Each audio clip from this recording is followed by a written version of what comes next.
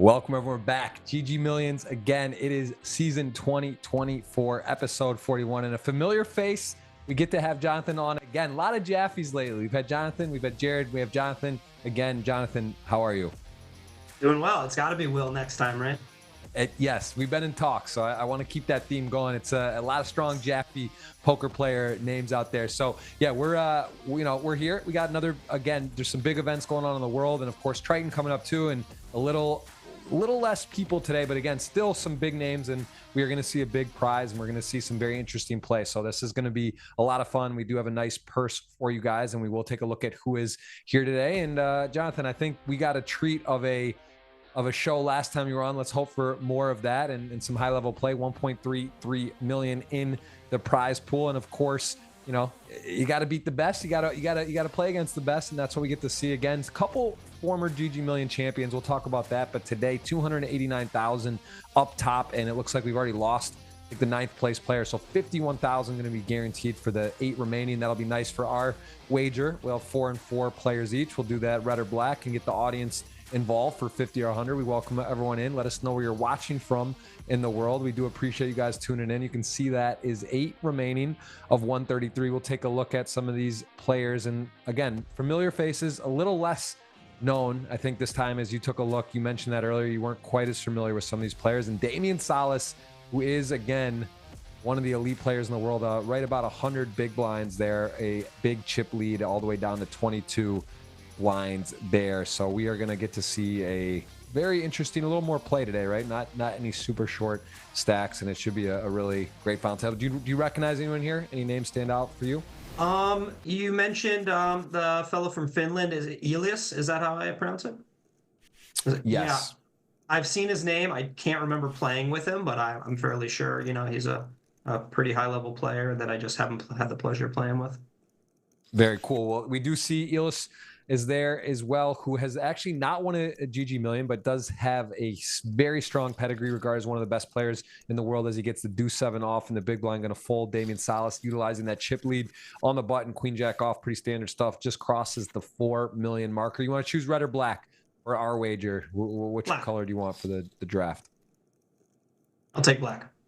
Black. All right, I got red. Audience, if one of my players win, it's a 100 GG ticket. If one of Jonathan win, it is 50. I will have a retweet out or available for you guys on my Twitter, pin Jeff Gross Poker, in a second. That'll be for 50 in cash as well. And what's that? A Dutch flag, I believe. We got or no, is that Luxembourg? What is that? Oh yeah, it's Luxembourg. Good call. Yeah. Okay, yeah, just checking the notes here. It does look Dutch, but that little different shade, I think, in the blue there, as Pedro does pick up the pot, and we will not see a flop yet. This is see Argentina. Damian what he won one of these, I believe the main, or it was like a hybrid where he then came and finished off the main event live. Was that during COVID, I believe? Is that right? That year, something he won something big, and he's sort of been around. I feel like he's always had some really good success in the last 5 years or so. Has just been someone you see a lot of, and seems to be very, very capable. Here he goes with the 7-10 off. Yeah. Look at that, Jeff. He's hijacked 10-7-0. I mean, he's got a chip lead, but usually not a hijack open, usually not even a cutoff open, which is kind of what I think he's thinking about with the big blind sitting out. This is actually a looser spot than a cutoff open, given that the big blind's not going to defend. Yeah. It's interesting. We've never seen a sit out at a final table. I've never seen it. That is there. Hopefully, I'm not sure. We won't speculate right now on this, but if he's able to come back or get in at some point. But at the moment, we are going to see the ace 10 suited. Look at the collision being caused by the big blind sitting out, and now ace jack. I'll tell you what, this looks pretty strong. If you got the ace jack off, you 3-bet the chip leader. I think you got to give credit here, but man, ace 10 suited makes an aggressive play, gets rewarded. I think you put that in the bucket, the ace jacks, some king queens, maybe some just attacking the chip leader. So I really like the aggressive play there to go for it, and actually got a better hand to fold there. If you're ace jack, you can't really blame getting rid of that there, right? You kind of got to Yeah, relinquish? no, I mean, right out the gate, I think that's like such a cool hand where you're just like, what are we seeing? Imagine showing somebody in 2010 that hand right there and like, welcome to what is poker going to look like in 2024? And you've got a chip leader opening 10-7-0 in the hijack, a very strong player. And then you've got another very strong player three betting the button ace jack O instead of shoving with, say, 24 bigs. And then you've got the small blind off of a similar stack, like 25 blinds, four betting, not ripping ace 10 suited. It's just like, if you showed me that in 2012, maybe I would just be like, all right, so I just have no idea what this game looks like. But there's some really, smart play going on there. I'm not sure about each of those individual plays, except maybe the ace jack three bet. I definitely support that. Although you could make a case for him shoving just with that big blind sitting out. But I do think the three bet's better. But that four bet, that took balls. Yeah, that was that was a high level play as we see the 9-10 off. This player here who I'm not familiar with, and we are going to see a flop. It is a black flop. So that is you, correct? Yes. Like I'm really interested in these dynamics with the players sitting out. This is just everything is moved around a little bit. This cutoff open is a button open. Everyone's gonna be taking this into account. It is fascinating. We are going to get you with the first pick, I believe. You get first or second and third. You can choose. Damian. Take Damian.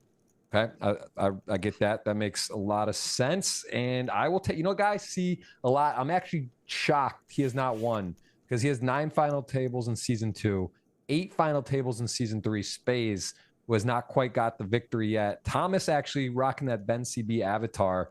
We did see him win this season. He's won twice, actually. And the only other player to win is Vi Takunis, who also has in this season a title. So those are their 2 possible champions could repeat. And I will go with Pedro and Space with the chips there for 4.4 million total in chips. So now it is your turn. And we are seeing some action here. Damian gets to wake up with the goods and a queen king again against the chip leader of a spot you like taking, and he's going to run into the top of the range though. Yeah, this is tough. I think you can't fault him king queen versus. It's not a typical under the gun open. Again, we've got the one player sitting out, and then he's got a pretty healthy chip lead here. I don't blame that 3 bet, and yeah, easy shove for Damian. As I delay my pick, I'm going to go with Vizamar, and I'm realizing I blundered hard. I had to give you Damian and take second, third. We've got a player sitting out. I'm going to end up with the sit out player, right? Ooh, that's interesting. That was bad play. That's interesting. I look at I'm 4 cups of Joe in today, and I missed that myself. I wasn't really thinking about that dynamic. That is trying to think if there's any way we can make that more fair. That seems like that's okay. I got 99 big blinds. I think it might still have been the play. It could work out. Yeah. All right. Well, I got to go with Elis there. I'm a big fan of his game and that whole crew of players. And he's, I think, more of a PLO specialist, but definitely knows his way around the no limit street. So I'll go with Elis. I'm taking the man with ace queen. Former champion, seems like a good pick, and I will take Ukrainian there, AD, who also has been, I believe he's had some success recently. I know he has got 5 final tables already in this season and has a really good play. And then I guess you got Thomas, if somehow he surfaces. Thomas, the man saving his clock. He's ready for heads up. He's going to be 9 minutes and 26 seconds for after Damian just slaughters the rest of these guys. Yeah, and he's actually got a pretty it's tilting right to see. Let's see, maybe he just gets dealt out and it wouldn't matter much, but likely, being there is important. So hopefully he doesn't get too many premium hands that he just has to replay and watch the pain. But as it stands, it does enter into a very unique situation because there is a pay jump, and how short he is, I don't know. Be nice to see what his exact stack was. Let's see, what did he start with? Like, I think we can see that he did have Santorini. He had 22 blinds. So it's actually kind of fascinating in the sense that he is the shortest, right? And then where do you draw the line on waiting for the pay jump then? Because you technically can outweight him the whole time, but like you also don't want to forfeit your tournament to ladder one spot. So kind of the middling stacks in particular, or the shorter stacks, a little more of a tricky spot. And actually, Vida Kunis, if I'm pronouncing that correctly. He's also lost some chips already, right? So he may actually be shorter now than even Thomas. So it's kind of interesting. We'll see this dynamic play out today. If we can go back to Damian spot pre-flop, I thought this was really interesting, and you'll see players approach this differently. What speaks towards him flatting and playing this more like for chips as he did is that he's really deep with Pedro with a ton of leverage on Pedro, not just Thomas who's sitting out, but Pedro's in second by a decent margin. So Damian can flat him pretty wide. What speaks against it is that, both the fellows on his left with their 20 and 25 big blinds recognize that Damian has a wide flatting spot. So yeah, I was really interested to see whether he would flat or fold those twos. And I think that's pretty telling that he flatted. He understands he's deep with that guy, with Pedro, with a lot of leverage on him. Yep, no, it's true. And I mean, also, again, pretty unlucky for Kunis, who 3-bet the king queen off when we see the 7-10 off open, and Damian Salas, just maybe the players know his style, like willing to, of course, his chip leader is supposed to open wide, but the just really extra wide, as he is going to actually get ace king just flats here and is going to get out. I really don't like that. I think Vizimar is skipping out on something that a lot of people shy away from, which is making a big shove.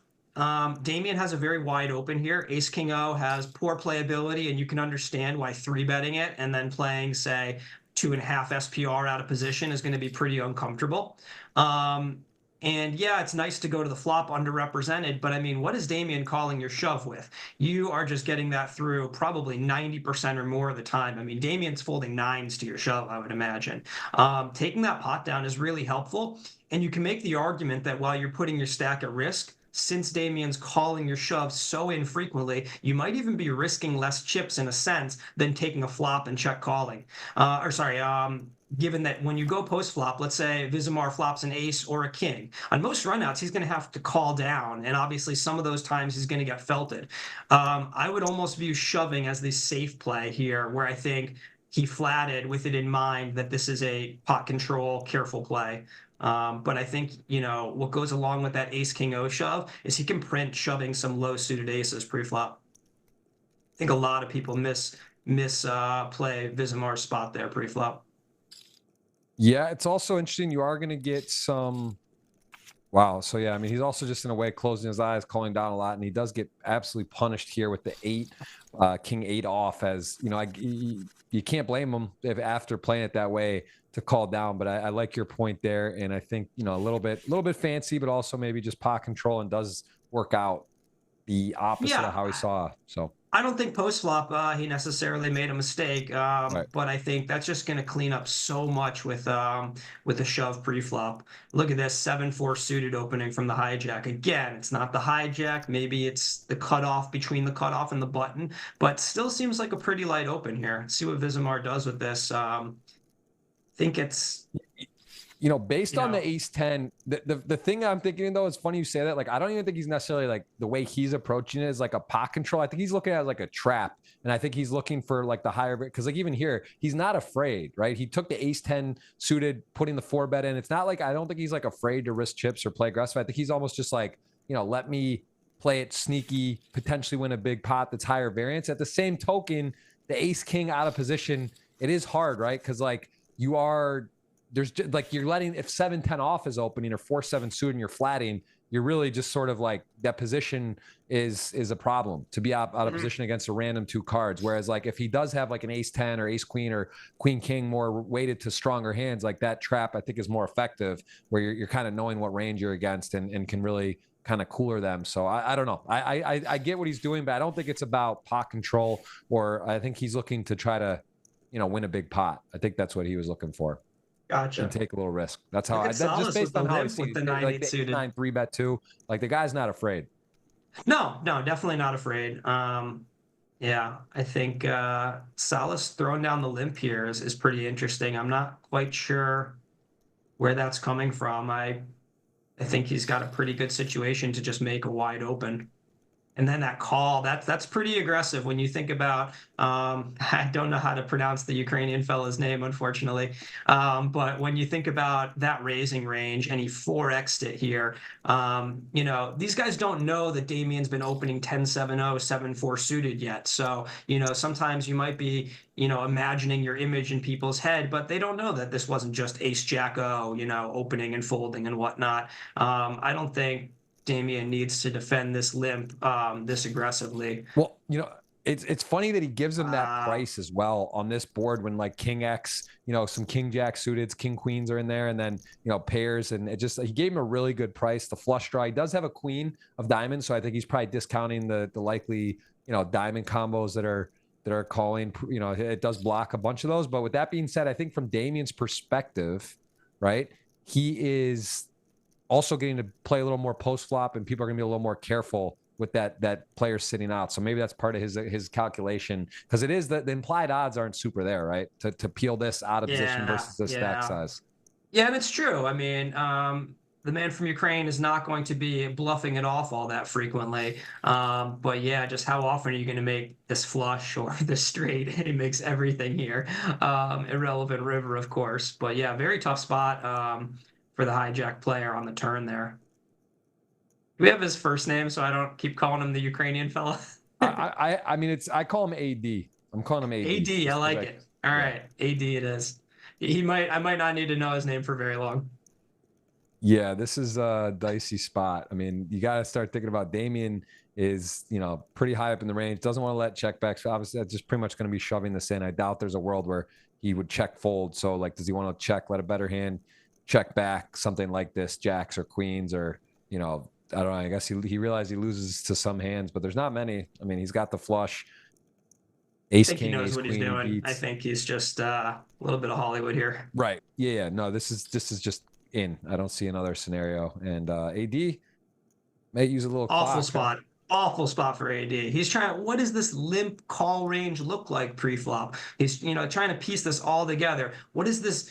Okay, check called a min bet on the flop. That tells us very little. But then he just donks quite large on the turn. I want to say, what was it, like 2/3 or something? And I kind of like Damian's donk there, to be honest. I think he probably put his man properly on a lot of kings, queens, and if he has an ace, of course, he's coming along. Don't let him find a check. And AD probably doesn't have a very wide range that was going to be ISO pre bluff turn there. So I think that turn lead is pretty nice, although it may be a little large. But yeah, here, if you're AD, you're just, oh man, is this fours? Is this eights? It's just really, really tough to come up with bluffs, but it's also tough to fold a bluff catcher for 1/3 pot. But then I'm sure he's weighing Thomas sitting out. Just an ugly, ugly spot for him. Doesn't want to get posterized by whatever, 6-5 of hearts. I don't even know what I would put Damian on for bluffs. I think some of these can be some of the most fun situations where finds a good fold, where you've got an opponent possibly playing a line that is just not in your repertoire, so your ability to range them, you can't really project. You're coming at it from a completely novel direction, because it might just not be a line that AD has ever played. It's not really a line I've played. Yep. And here he goes again, 5 mil. He's off and running Elis with tens. And this is, I gotta say, this is actually super fun to see when there's some sort of variable that's like not been done before. It's almost like mixing in a new variation of poker, mystery bounty, this, that. Like, it's like, all right, well, there's a guy at the final table that's blinding out and your EV is this, and now it's that. And it's not really something that's like solved, would you say, or it's not normal. So you got to kind of think about what your strategy is. And then also, can you leverage that against it? Not only maybe take a little more risk, but like get out of the box of what others are doing. And how do you do that? And Damian, who has chip lead, is sort of getting to have a little more experimental fun than everyone else, because it's kind of almost like playing around with it, right? Like, look, like, and it's been a dream start. Yeah, absolute dream for him. I love Elis's flat here. You don't see hijack really pull many flats, at this depth. but it's not hijack. As we talked about with the button sitting out, he's, cut off in this situation. And with Pedro in the big blind, he's not going to be squeezed. I mean, Pedro might just overcall jacks. So I think this is a great flat for Milas. Gets to play against this weak range from Damian. I think Damian's open, looks very reasonable this time. King 3 suited. Can't imagine folding that one. And perfect post flop.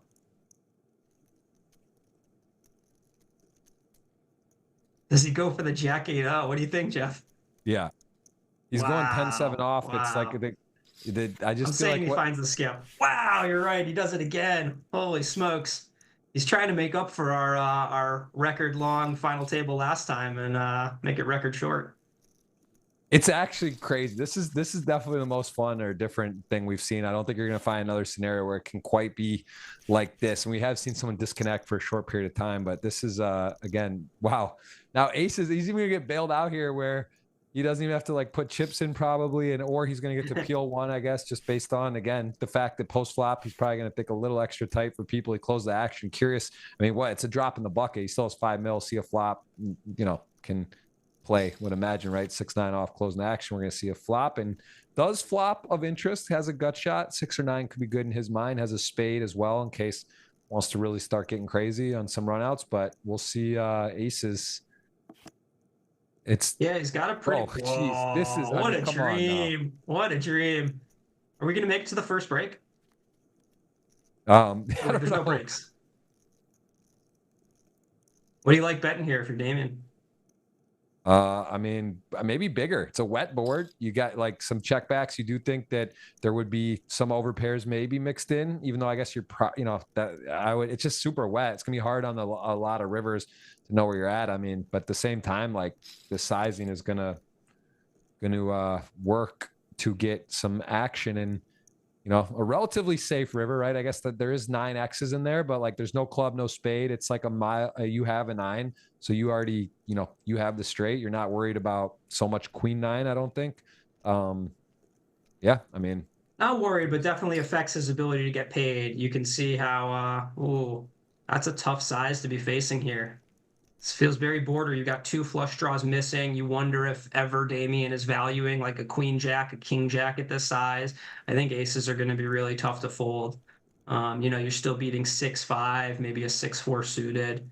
And you just don't know how wide was Damian bluffing the turn. right. I would have trouble folding here. Yeah, like you said, a jack X, like some jack queens or something that just maybe they feel like they could just still be good, and there's too much going on. You check back the flop with your aces, stuff misses, and this is a wild. If this were a boxing match, they'd call it off because Damian is absolutely running amok right now, and like this is, it's actually, I'd love to know what Thomas's stack is at the moment, because like that is, we can't see, but he's definitely ahead of AD and what's it, P.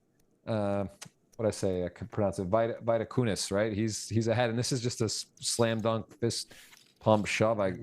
Just absolute Brutal chaos we see right there. now.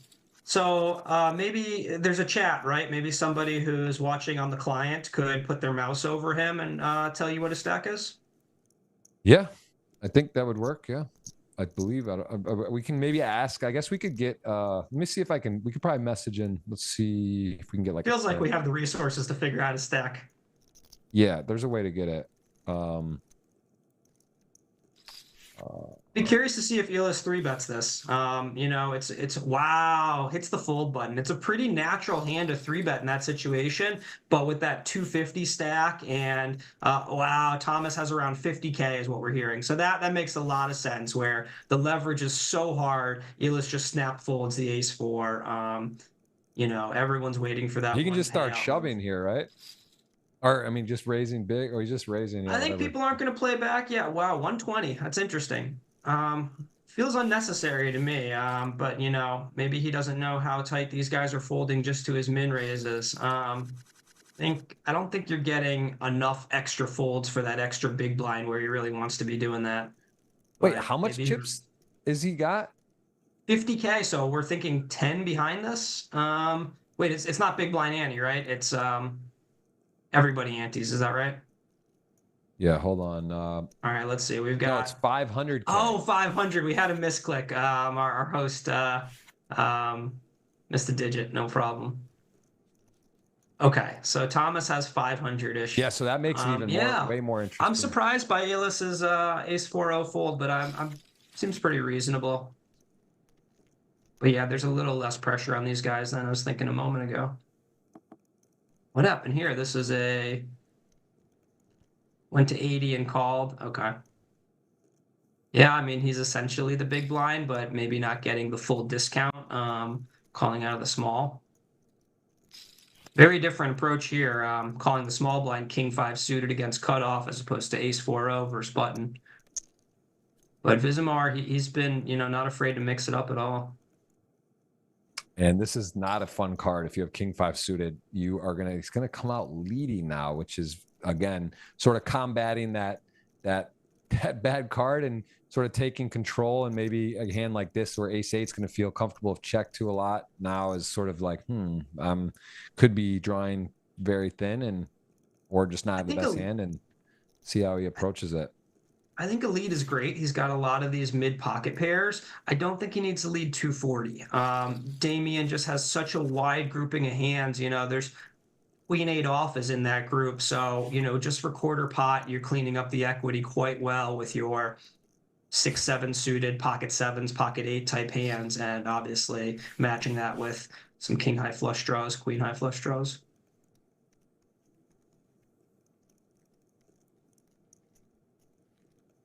So PV thinking about the ace 2 here, very different from Elis, big blind versus button. And I think that's what's really interesting at these final tables is you don't see that much disparity in thought, even though he does make the fold here. When you're playing for chips, there tend to be much more agreed upon ranges, but it wouldn't have been completely unheard of to see a defend there from ace 2. Different strokes. And Damian's just, I mean, this is, yeah, the best dream you've ever had. Everything's working. What did he start with? Like 3 mil? 3.5? Yeah, so this is one of those ones where, you just got to go in and risk it. And he's just won so many pots, but the price here against obviously ace, king, ace, queen, any sort of bigger hands. I mean, this is one of the ones where pretty ridiculous. He doesn't have an over, but again, got to kind of call. And let's see, 6-9 suited nines, and if he gets a sweat, pretty safe. What, there's a chop for a jack?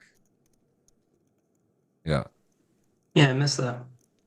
Yeah, that would have been it, because it said 2 point. It said there was some percentage there. So yeah, all right. Well, there it goes. Our actually, in theory, assuming that Santorini doesn't come back, the only other champion just doubled up there. So we are likely to have a new winner today. Although again, who knows? Maybe there's a world where Santorini wakes up and or is able to get back to a place of possibility. Again, I don't want to speculate, but don't know if we'll be seeing him today. And then Walter Kunis is a former champ, so we are likely to have a new one, although anything can happen. And Vizimar, man, this guy is absolutely, that's pretty wide, going for it. Gets the ace 7 fold. And I got to say, Space, I mentioned, he's got a healthy stack, sitting in good position, especially a player dealt out, has a bit of a tough seat with Solace on his direct left, but he also has just so many final tables. A guy that's been there so frequently, hasn't quite got the win yet, but he has shown that he's really capable of making it deep. And take a look at our first few hands and compare them to the last 20 hands or whatnot. You've got that initial hand with the ace jack 3 bet, the ace 10 suited 4 bet, followed by PV 3 betting king queen O against an under the gun Damian open, and then it's just been so chill. Everyone has just been bending over, and Damian's doing whatever he wants. Very, very different. Those initial few hands through how it's played. Vizimar's 7-4 suited is kind of the first time we've seen somebody else get out of line.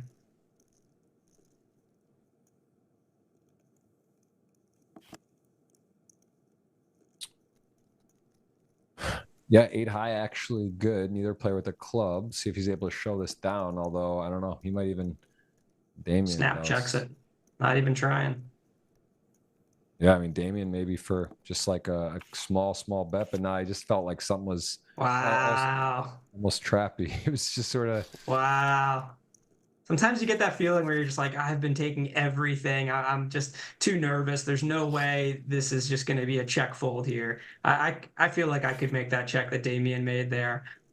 Probably never supposed to make it, but it just feels like it's not going to work. Yeah. Ace-7 off, small blind. Damian with not a lot of clock here, as a matter of fact. Only one who I would say is in jeopardy. He's used some. We've seen him with the nuts basically, or with a very strong holding time bank. So using a few tricks, time bank tell. Shout out to Beggs Clutch, my buddy, one of the better time bank players back in the day. He would use it in a variety of ways. And here, man, this is wow. And that is aggressive. See if it works. I love it too. You know, he just shows down the 8-4. He's like, you know what? Look, I'm not bluffing, guys. Like, go ahead, take it. Now, next hand, just rip it in, takes it, knows that he's going to be 33% or whatever, roughly against most hands that would call. Ace king, you know, ace queen suited, something like jacks, tens. You know, tens. If you're going to get tens to consider a fold, that is a very powerful play. And playing like he has an appointment to get to. Wow, man, power poker. Yeah, and here's spade. Oh, wow. Actually, okay, Damian will be able to sit one off because we're going to see a couple bit. And Vizimar's been visibly out of line. He is definitely like the one who's been really playing back and playing and getting involved. So he's going to run into his fellow here, Russian. How about AD having to fold fives there with 3 big blinds back, and now having to fold his ace-7 suited with 2 big blinds back? This is just like tough spots. Yeah, pretty sick. And Vizimar, though, does show, like, he shows he's playing the game, right? Fold. He's aware of what's happening, where he's at, what's going on. Yep. He does just kind of quickly snap fold the ace-queen suited. Kings again.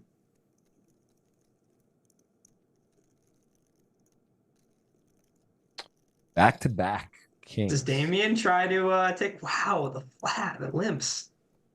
What an interesting final table. Just what does Damian do he wants here? Damian to bite with some sort of like crazy hands. But look at Damian. Bites with the limp. I'll take a fold. AD's sitting there with 123. And this is definitely a standout event today. This is one where we're not going to see probably for a long time something like this. Have you ever seen a high stakes final table of like $250,000 plus to first where a player's just like not around? Damian only nibbled. Vizimar took the bite, though. Yeah, no, this is really different. I guess it's EPT Paris is going on, so a lot of the guys missed it this weekend. But yeah, this is some crazy play. Comes out with the limp raise. It's interesting that Jack-8 suited as well. You get to see a flop. Like, it's a nice kind of connected hand. You just check and, like, I don't know. That's like, seems like a strange. I can see like an ace-4, ace-6 off or something. Like, just the Jack-8 of spades seems like an interesting candidate to like blow it up. Yeah, definitely agree. There was no part of me that thought we were seeing anything other than a check there. I'm going to make no predictions today. I have no idea what these guys are going to do, which is fun. It's nice, even when you see the cards and you just have no freaking clue what's coming.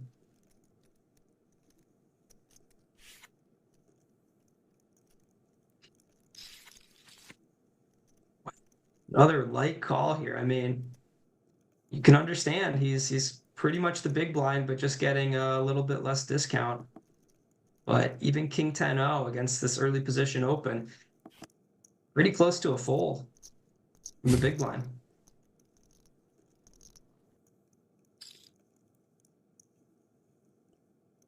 Some nice aggression there. Feels like a very close spot for Pedro. What do you think you do here? Wow, wasn't sure, but he's going to call and improve. Although the board is super wet and dynamic, there's flushes, there's boats. Although must bluff for Vizimar. I mean, yeah, Vizimar loves that river to bluff. That's just like, oh, this is going to work so often. I think I would definitely do exactly as he did on the river, and painful. Wow, yeah, ace-9 off there, definitely a bit sticky. Nice call down there. Pedro earns the chips, $3 million. In his wheelhouse as the Luxembourg resident, not a country we see a ton of players from, is in good shape, sitting in second. Damian still commanding lead, 5.4 million.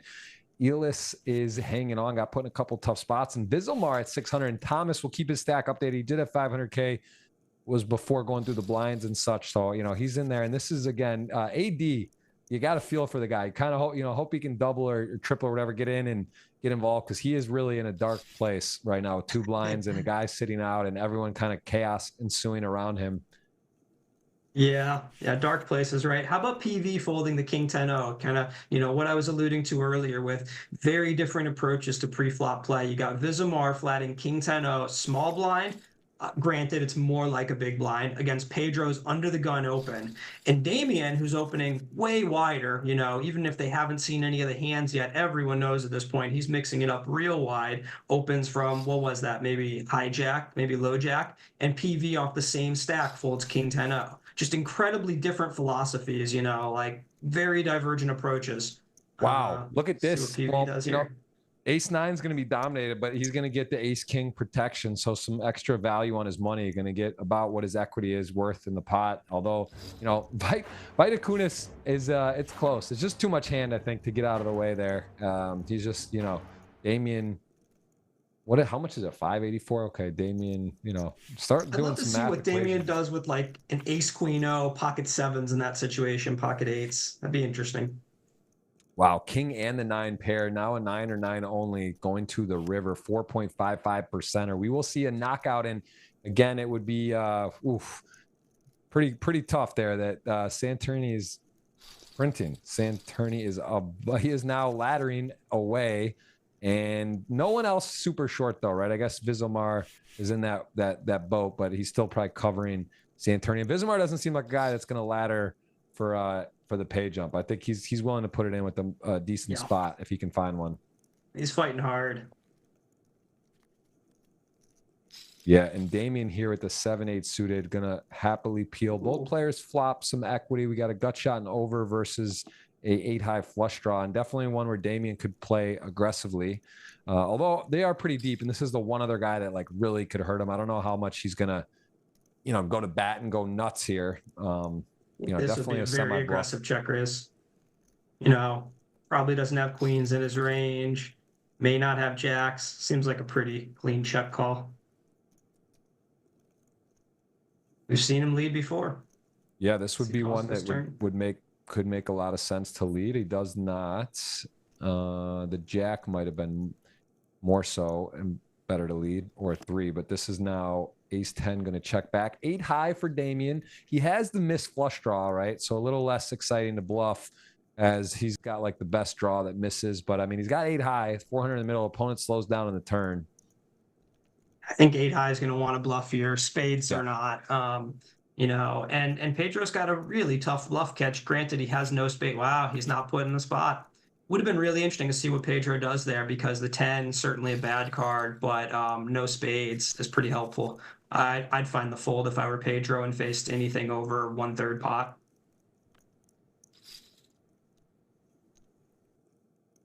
Yep. What size do you think Damian chooses here? Probably pretty big, I would guess, if he does 3-bet like 400. But I mean, wow, goes for the flat. Makes sense too. Again, I'm just not a guy you necessarily want to blow up the pots against. Like, you're out of position, you got a commanding situation going. Some other short stacks, I think, in position, or being able to leverage and lean on some of the middle shorter stacks. I just don't know. With 3 million, right? He is pretty healthy, and Damian does have a commanding lead right now. Were you surprised though? Do you think that maybe you would expect him to put pressure there? Yeah, I like 3-bet all day there. I think Pedro's got a reasonable open spot, but you're just getting so many folds. And when you choose a really large size there, I don't think it's outrageous for Damian to just go like 525 and force a lot of folds. You can imagine Pedro even ditching some hands as strong as 9s and queen jack suited, king queens. But it looks like he's gonna probably make out quite well with the safe route. Yeah. Also, I think this is something Daniel Negreanu talks about. It's kind of something that in poker you just sort of realize your perception, what people perceive of you, is super important to be in tune to what. So I think he also is realizing like how he looks, how he's been playing, even whether they've seen some of the delay cards now or not. But just like he's been so active. He also sees Pedro hang in there with the ace 9 off on the turn lead, a little bit sticky. I think maybe just sort of figuring out how he's perceived also you know, that some players just, yeah, not going to go for, well, 7-8. And again, Damian just showing full gears. He's showing how to, you know, pot control and sort of middling strong hands, not just putting everything to the pedal. And he's also showing us that he's willing to put in the bottom of range in spots that are, you know, that are like there against those player stacks who are going to want to be super tight. So Let's see if he thinks about this one here. This is nah, he doesn't go for it. And again, do have a tweet out. It is Jeff Gross Poker pin tweet. Going to be a $50 giveaway. So you guys got that. I can get the link here for you. I'll put that in as well. And again, hit the thumbs up. Part of the giveaway will be a $50 or $100 ticket at the end of the stream, depending on which one of Jonathan or my players win. And we'll keep you updated on that. And that will be a keyword at the end of the stream. Wow. Feels pretty out of line, but working out there for Damian. Not so sure about the $1.25. Seems like, you know, he's done this a couple times with some really weak opens where he adds some extra there trying to dissuade a call. But obviously, when they do have something, you've put in more money than you needed to.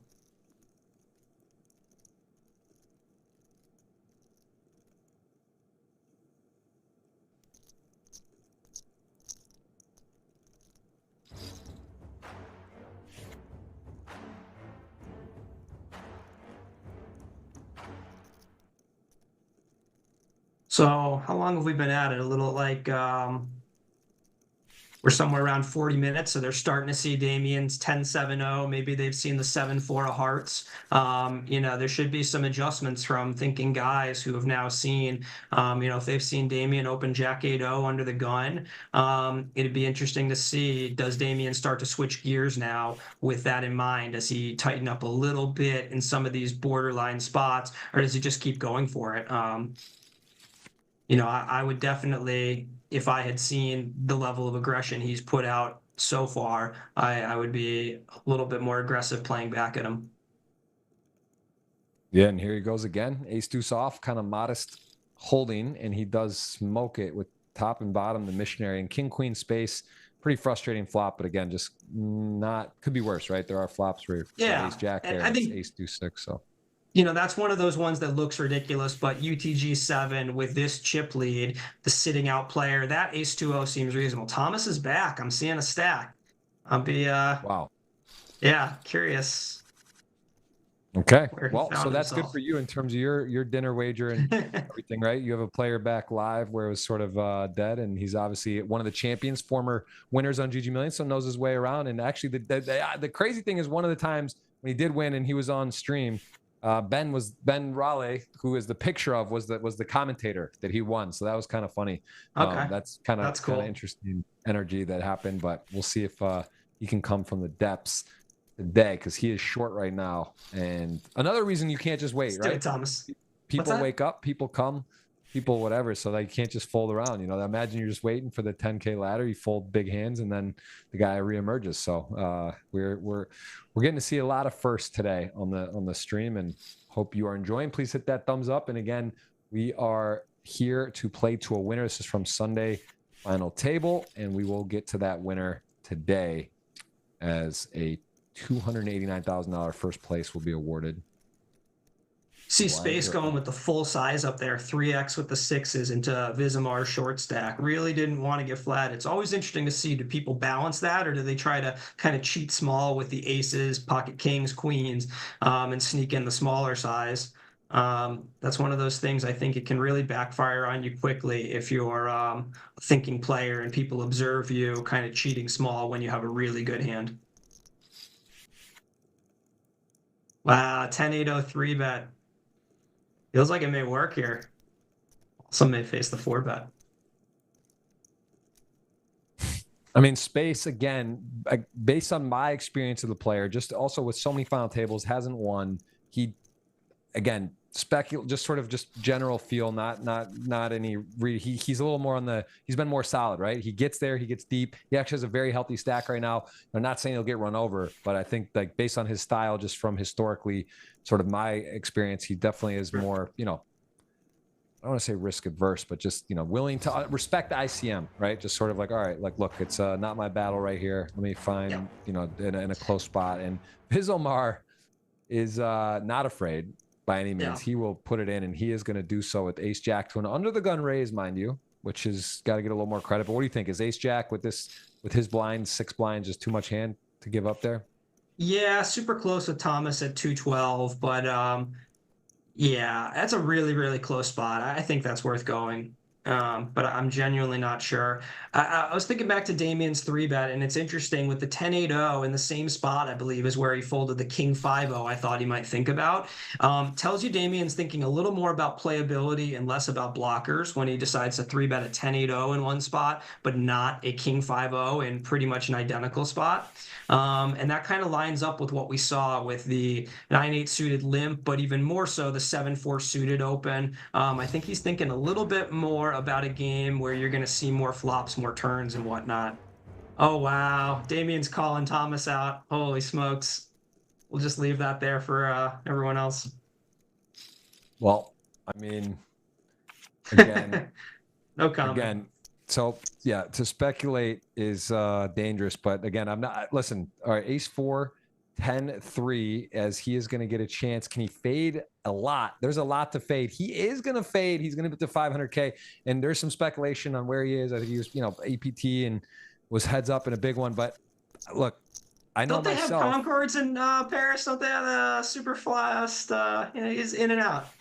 But listen, to be fair, like again, I'm not a geography expert, and I can just say, for example, like Michigan, right, where I'm from, there's Canada. Windsor is 30 minutes over the border to thing. So there are spots and places where there is literally like you could be, within an hour or two of traveling. So again, I don't know. There's some people say, oh, he was here, he was playing there. Like it's hard to speculate. You can't say, I don't know when something ended, what happened, how far you could get to where's whatever. So it looks like there's some people saying there's some possibility of some, questionable stuff. But again, if Interpol is watching, you've got the Jeff Gross disclaimer. Anything's possible.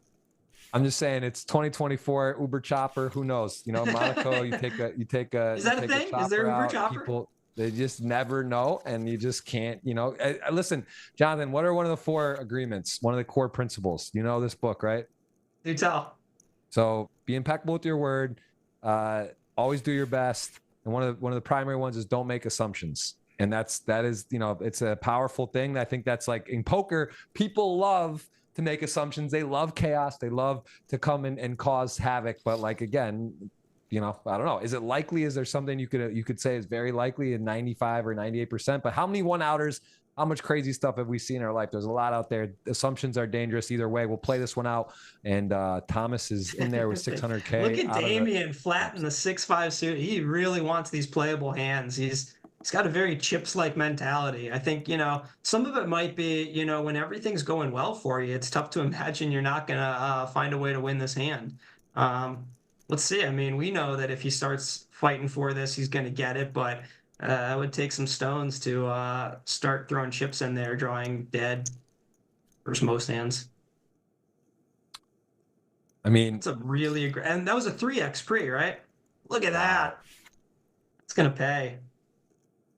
I mean, how do you not feel like the chosen one when that stuff's happening? Yeah, and Elis and Vizamar now on the chopping block. Thomas is a little bit of room, not pretty similar to Elis' position, but he has got 10 blinds at least. And Pedro going to open the A6 suit and Jack 7 for Damian. He is going to be curious and interested with this. He will flat. He will flat. Wow, he's really shown us. He has shown us a 2 shoving stacks behind. Yeah. This could be dangerous for him. This could be the kind of board where he just kind of tries to go 3, knowing that Pedro has essentially no 6x in his range. Little does he know. Right, he blocked 6-7 suited. I mean, like you just start thinking about this board and what's going on, and this is a dream scenario for Pedro. The question is, does he want to check raise or just call? Probably close his eyes and call. I mean, honestly, that big size on the flop that might save Damian because you got to take that check call for B50 real serious. And this is not a particularly good barrel turn for Damian. We can imagine Pedro's check calling ace king on the flop pretty frequently, and then big pocket pairs, and then ace high clubs, king high clubs now impossible. Good check by Damian, recognizes that B50 call is a really strong range, and Pedro's probably checking range on the flop. interesting spot for Pedro here. You know, you're trying to, what is that B50 on the flop? Certainly a lot of bluffs, almost certainly not clubs given the turn check. So what am I up against? Am I up against some pocket eights, pocket sevens, hopefully not pocket nines, or is this just garbage? Certainly if it's garbage, we check and just pray that we find some sort of bet. But no, he goes for the block, kind of hoping Damian has something like, yeah, sevens or eights, and just calm down and maybe has to pay off. I like this size. It's sort of cheeky, you know. It's like your hand's good enough to induce. You don't have the nuts, and you're also potentially going to get called by some modest holdings. You know, some middling type hands. I think that was a really effective size for the situation. And again, doesn't get called. Just did stone air for Damian. Was inviting, but he's got 6 mil. He's really had himself a nice final table and doesn't go step out of line trying to win. That's important, right? Too, to be chip leader, be aggressive, but also not try to win every single pot, every situation. And he's shown us that he is capable to step off. He's really alert and in tune to where his range is, what his perceived aggression is, and he's not just taking blind aggression for sure. Yeah, let me play devil's advocate though. Obviously, having seen Damian's Jack 7 of hearts, a lot easier when you can see garbage over there. But the upside of Pedro's bet is, should Damian have something like eights or sevens, not too many other hands that would have checked back the river, there's a decent chance he pays that small bet. But it wasn't a really large bet. He gets paid 138. If he checks, maybe Damian's very unlikely to bluff, but if he's 20% to bluff, he's going to bluff at least half pot all the way up to maybe full pot size. So even if you're a quarter as likely to get money, you know, it's some real heavy chips that will come when Damian does bluff. So I'm not so sure I like a block there. I think I would have bet, you know, 2/3 or more, or a lot of checking there. Wow, look at this. Elis had king queen suited, a real hand. We got a under the gun tier 1 ace king suited. We have a 3-bet from Spaze, and he is going to run into top of the range, and Thomas gets rid of jacks there. Whoa, it's a really tough spot. Under the gun and under the gun +1. Interesting spot for Pedro too. Yeah, goes for the call, which I think is a lot of people's play there. Not going to work out. Wow.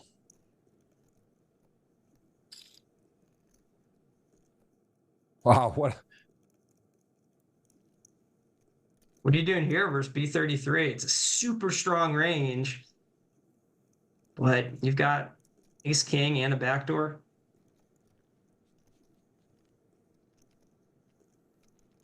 Pedro saw how sticky he was with the ace-9 off. He was ahead. He made a good call, Visamar, and then hit, improved to a straight. Still on a dynamic board called. So definitely sticky. I mean, you call ace-king suited to play this way. I think also player-dependent. Space, though, he realizes is less likely. What a great fold. What a fold. That's a tough fold to make. That's so positional there.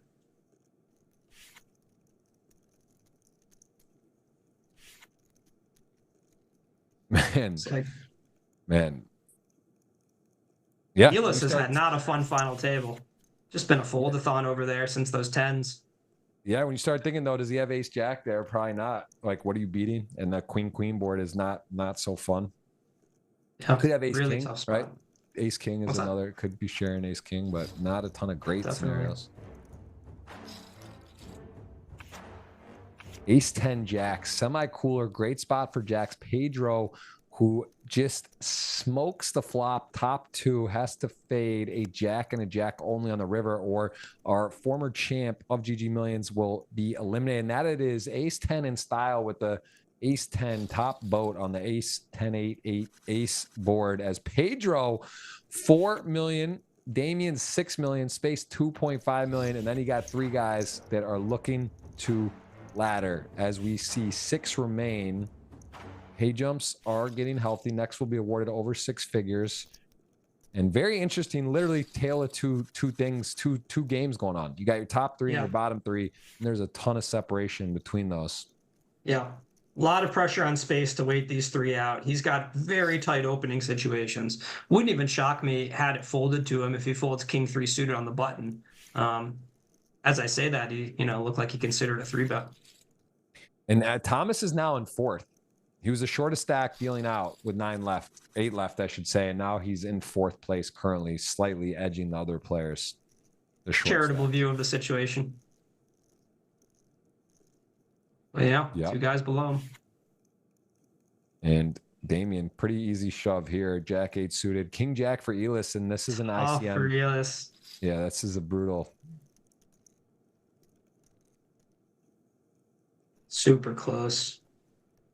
We've got 45K as the ante as we've lost some players, so not quite as much incentive there.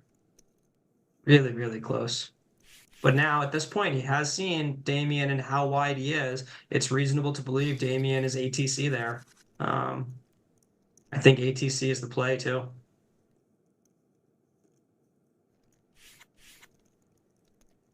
Look at that. Really good change of pace from Pedro. I like that fold. And you can remember he opened ace 9-0 UTG 7. Maybe it was 8. I can't remember. But then folds ace 8-0 UTG 6.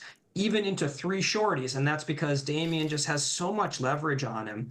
At the same time, he's got this peculiar stacks he's raising into where it's not a great raise call, not a great raise fold. I like that ace 8-0 fold a lot.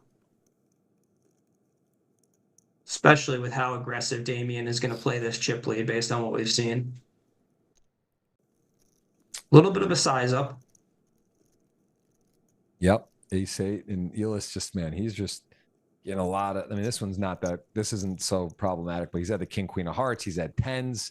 That 10s was probably the one I was noted the most. Like that was very, when he got jammed, when he had ace 7, he had about 1 million in 10s. What would you have done in the moment there, do you think, if you were Elis? You have a little more info. Yeah. I mean, with the info we had, I would call certainly, but I'm not sure if it had been 30 minutes yet, if he'd seen any folds or any of the opens from Damian. I think I would have folded, to be honest, and go out and ditch the 10s. I wouldn't have expected Damian to shove 8s really. So I just think I'm walking into a lot of flips and pocket jacks, even possibly pocket queens. Yeah. In hindsight, I'm sure he's going to kick himself. You know, ace 7-0 probably was not on his radar for shoves coming from Damian. As soon as there's some offsuit ace that are 10 or below, it just shifts massively. That's just so many combos that just makes it slam dunk. You're going to get in really good spots.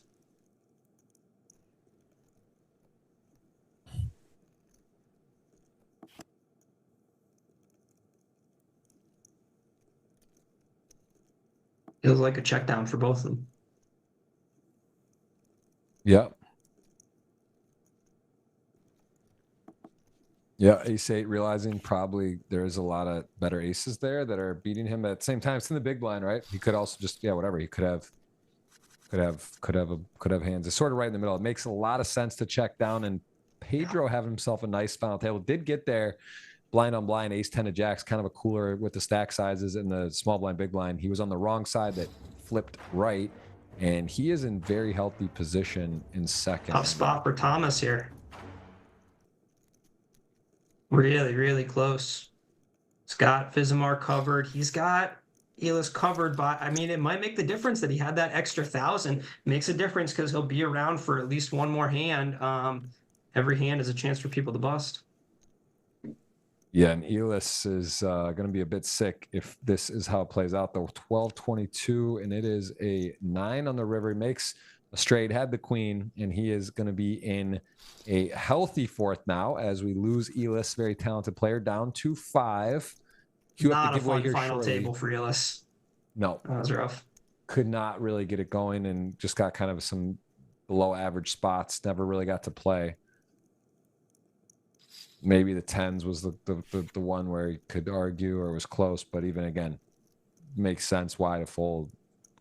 I think Thomas needs to fold this king 7 suited. It's really tough to find yourself holding king 7 suited cutoff, but Pedro with that stack on the button, Damian defending very wide, shoving wide in the big, and mostly just that Vizimar stack. The other thing is Thomas is so far behind. You know, you put space around your stack. Also, if he can ladder more than this one ladder, gaining chips means a lot. But what does it really mean? He's at 959 now. He's still so far from Space and Pedro that the chips gained there are just worth so little. I think he has to be really snug until Vizimar busts. I think that's one of those strange spots. I might have folded king 9 suited in the cutoff, as wild as that is.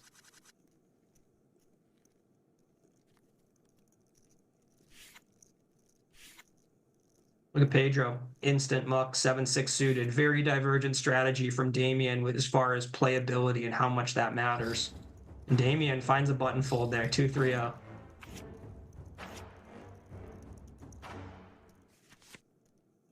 Queen 10, ace 5, and Thomas does pair the queen. Now it's an ace or an ace only, or we will be down to 4 quickly as a river deuce. And Thomas on his way up, still half of third place now, right? He's still got work to do, but he is in it with 4 left, and a pretty good shakeout for him thus far, considering he was dealt out. And what if he wins left, this? Yeah, quite a run up here. 4 left. We will cue the giveaway. Going to give you a keyword. You got to hit the thumbs up. That's the first part of that. The second will give you that keyword, as we are 1 hour in, and we are 1 hour in, and we've lost half the field, and the blinds are up 35-70K. Playing to a winner. Damian in control. Pedro kind of cruising. Space got a fortunate ace queen ace king spot where he chipped up. He's sitting pretty healthy, and now it is Thomas's time to go to work. He has a favorable position here with ace 9 king 9, probably going to get a defend, I'd imagine. Maybe there's the world where Damian does something else, but that is what we expect. And we do see the middle pair, both players flopping. Kicker issues for Damian. 9 queen 3 rainbow. I like space folding that 10-5 of clubs last big blind. You know, 2 things at work. 1, still has a lot of pressure on him until Thomas busts. And 2, the diminished ante. You know, we're kind of in between a full big blind ante and a no ante situation. 10-5 suited being a nice fold in no ante, and auto defend in full ante for chips. But with that pressure and the diminished ante, I think that's a nice fold he made. Oh, Damian's day. Wow. Damian's day. That would be a good screen name, username. That is, it is. He's had a lot of those in his career. Today, he's going to slip it over. And I mean, ace 9, I guess, right? You're just like, all right, this is ugly. Let me just, whoa, he does. Look at this. Knows his man. Damian knows. Trying to put him off a jack. Yeah. What a clever check by Damian, getting Thomas to bluff that high up. And I think Thomas's bluff makes a lot of sense. That feels like an ace king line from Thomas. You can see Damian not bothering to even raise, even though he only loses to ace king. It's not going to get any calls from a worse hand. A nice shove spot here for Damian. Question here is, how wide does he shove? Is that an ATC spot? Probably not.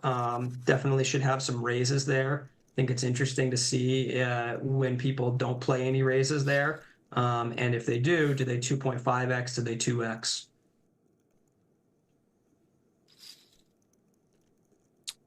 And goes for it. ace 10, gonna go for it. Rightfully so. Short stack risk premium is the best, right? No worry for going out right now. He is sort of in a, did what he was supposed to do. He's in 4th right now, 4-4. He has had, I'd say, yeah, the best shakeout thus far than Damian, and other players were kind of having to jockey around and be on their tippy toes, and it worked out. Thomas somehow has found himself at least 4th place, and Damian is in control, as the makeup now is 4 players left, 1 hour in. Been a quick one today. I hope you're enjoying. Let us know where you are watching from in the world, and we will be giving the giveaway on Twitter. I will pick that. That's, again, Jeff Gross Poker. You can go to the pinned tweet there on mine. That's 50 cash out of my pocket, a little extra sweet. And then GG going to give a $50 or $100 ticket today for. They're going to give it. They're going to give it, depending who wins. What do we got? Where's our dinner bet? We got dinners, you know, racking up now. This is your second show. Let's see. You had Damian. Looks good. Damian and Pedro Thomas. Space and Thomas. Yeah. So 2-on-2, and the chips are 7.5 to 6.6 million about. So yeah, we're pretty even right now. 2-2. I got the middle. You got the top and bottom. It's all pretty even. Good sweat. I got the king of diamonds on the turn, right? Got to be the king of diamonds turn. Oh, this is Pedro's day. Pedro Luxembourg. Pedro's day. You've been watching? Pedro's play. Pedro's payday. This is what I think they're calling this title of the stream. Alliteration. Small bet. Out here is Damian time bank coming into play, as he's got 2 minutes left. Everyone else pretty healthy. As you mentioned, Thomas saving that time bank, dealing out. He's got a healthy 844. Got the most, and this card is good for Damian. This will slow things down. Likely not going to get too crazy no matter what now. Yeah, I think Pedro got to check top set there. There's just not many things you're betting at that are going to call, when you're taking up all the oxygen with those three queens. And Damian's just live to fold a jack on the turn. No stab from Damian here. Yeah, and this is a lot of hand top set, two street hand, like the check back turn. I mean, you do run the risk of getting check raised, but of course, at some point you gotta feel confident to go for some value. Top set feels right, does go for it. Big bet. Yes. Is Damian thinking about it now? He's thinking of, is he going to go for a check raise ever without a club?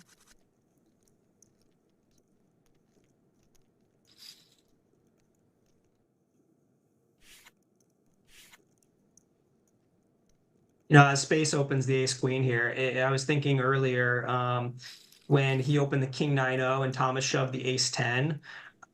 Honestly, I might have folded the ace 10. I might have missed that shove that Thomas made just because space has a tight open and he's just shown very little aggression all day. I might have made a really tight fold with that ace 10-0 in Thomas's shoes. He got a nice one through. Kind of an action river here. No block from Pedro. Snap checks. Got to imagine he's going to pay off every time then, unless he sees something close to pot. This is one of those spots when you're space, you kind of imagine if you're playing for chips, you can kind of diversify your actions here. But at a final table, you just don't expect all that many check raise bluffs. So I think people tend to go for how much they want to get paid. And you see a reasonably healthy bet here. And Pedro almost certainly only thinking between call and fold, given that he beats every bluff.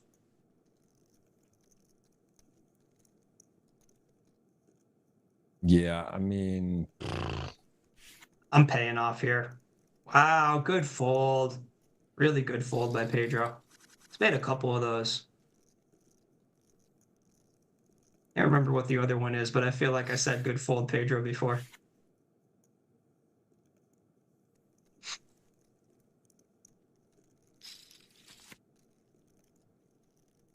ooh, fun flop, two overs. Yeah.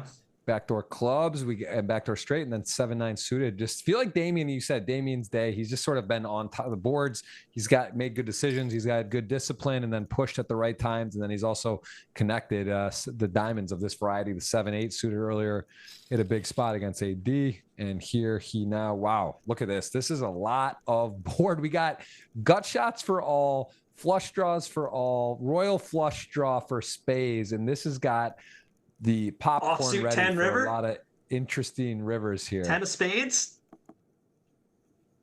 10x, 10 non-diamond club is wild. 10 of one of the suits is wild. There is other cards that are interesting. This is definitely 10 of diamonds is real interesting.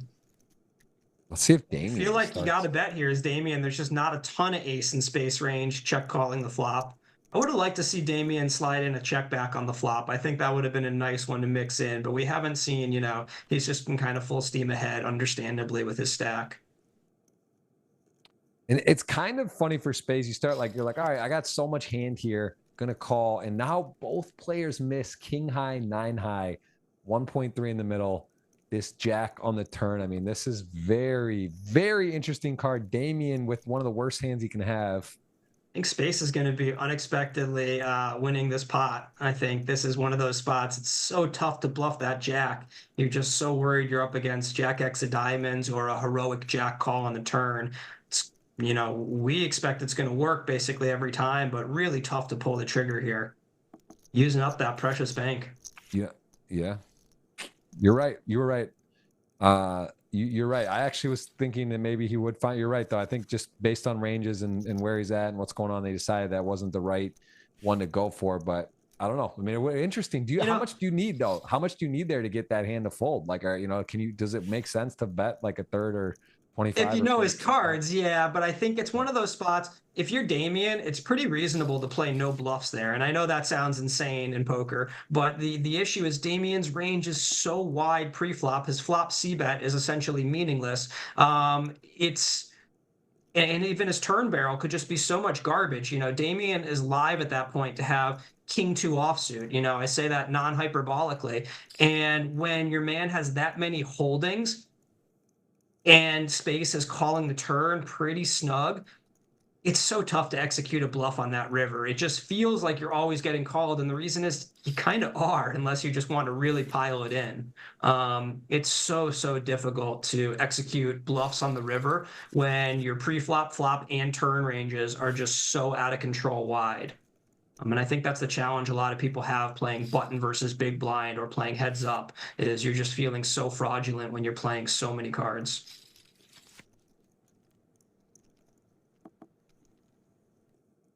Nice spot for Thomas. Be interesting to see he goes for a check raise or call. That queen of clubs is kind of lends itself nicely to a call. No bet from space. Very reasonable check back. What do you like in Thomas's shoes here?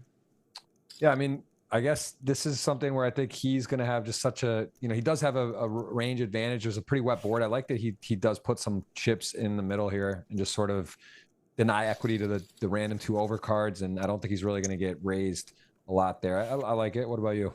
I love B50. I think that's a great play. You can have a lot of bluffs still at that size, and yet you're putting in adequate protection, I think, against the ace X, which makes up a lot of space range there, an ace 10, ace 9, ace jack type hand. I think you're still charging it appropriately, and you'll kind of figure things out on the river. See where your hand is at.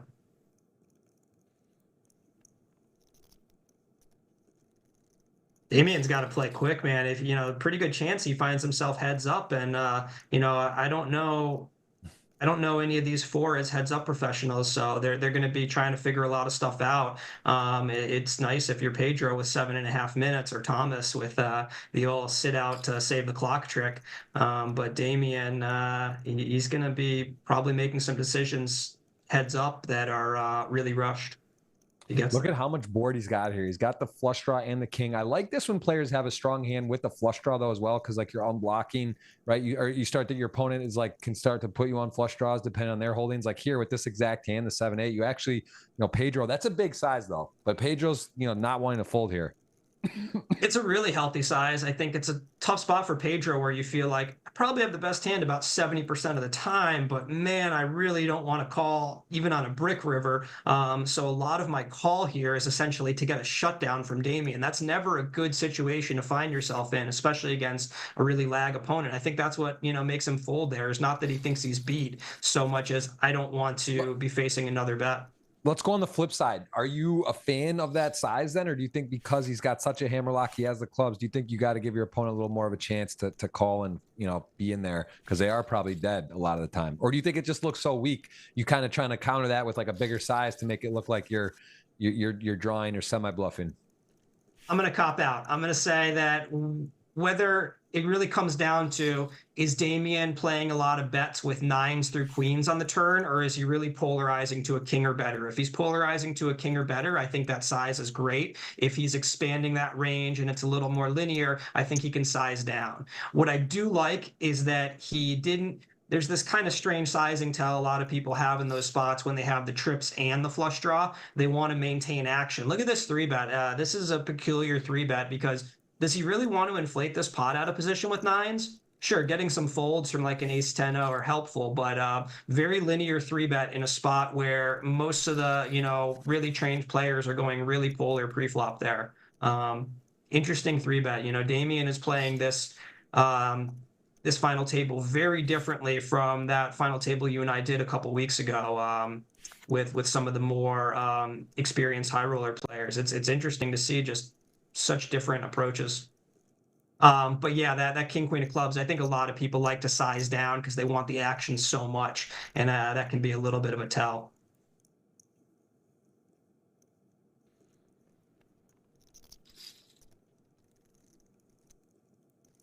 Wow, look at that. Thomas hitting with the 2x. This might work. He's got the right hand to fold Pedro off of. And I mean, the size is so small, but if he's the kind of player who's going to 3-bet, his jacks and certainly his queens in that spot, you can get some folds. But That's a really elite 3-bet. Getting that through is awesome. I just want to make one more comment because there is a lot of people in the chat addressing. I think Thomas just won the 50K EPT Paris today, Wow. right? Good for him. I didn't know if he won or second. I guess I should have realized. People are saying in the chat. I'm not positive, but so either way, like I said, again, assumptions.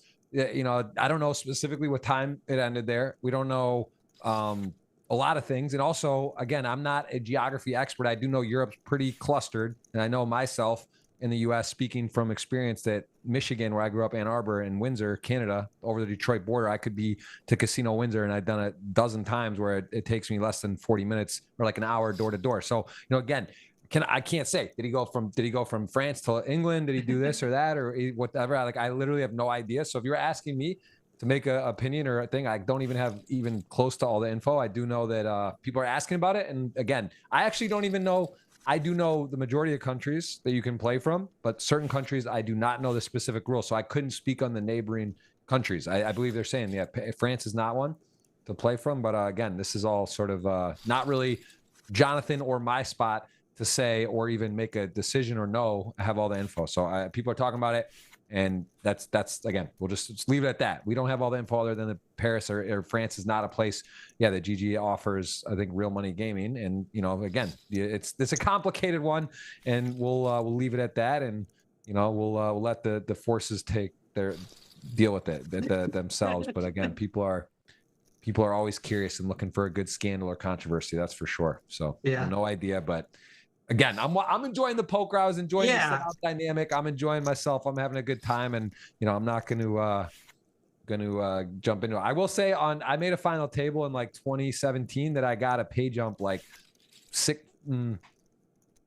5 years or 4 years later from a page. It was like a healthy one. It was $1 million to first, a 1K buy-in, and I think it was Gordon Vail was the one where he there was something with that, and like it came like 4 years later they dropped in a payout and a nice like pay jump. It was like 30 grand from a 1K buy-in. It just showed up but yeah, anyway, no idea. I can't say what he's doing, but anyway.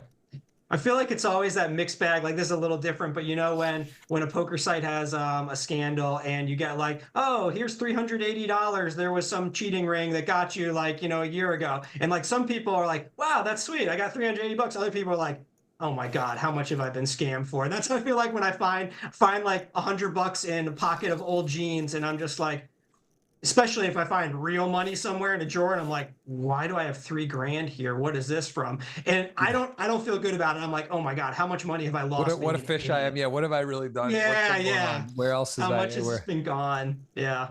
Yep. So anyway. There was a spot I want to talk about a little while back. Space, he 3-bet 10s, big blind against Damian's 9-8 suited. This time Damian made the nice disciplined laydown with the 9-8. But again, pretty linear 3-bet if you're Space. Are you really looking to inflate pots out of position while Thomas is still sitting, you know, at the time maybe had 40% of the stack that Space did. You know, these guys are really mixing it up, and it feels a little bit more play for the win, a little less ICM-y than a lot of what you see from the truly elite guys. Not to take anything away, you know, there's another thing to say, which is ICM is not everybody's religion. You know, some people want to win tournaments, and there's something to be said for the extra emotional equity or whatever other benefits there are from just being the freaking champ. So that's a great point, and it's also just fun to see different styles. People just, you know, how they play, how they approach ICM and everything. As we say, it's why tournaments are so unique, even though you really don't get the same situation often. Even it's similar. There's a lot of similarity, but people play different stack sizes differently. There's a different players playing style on your left versus your right. There's someone dealt out. There's, you know, who knows? Someone's got an event to go to. They're doing this, or someone's coming from an event versus one. There's so many variables. Yeah. Well, it's Damian's to win, that's for sure, or to lose, we should say. He's got double second, and it is again wide open though. Anyone can still win, and we will get the let's get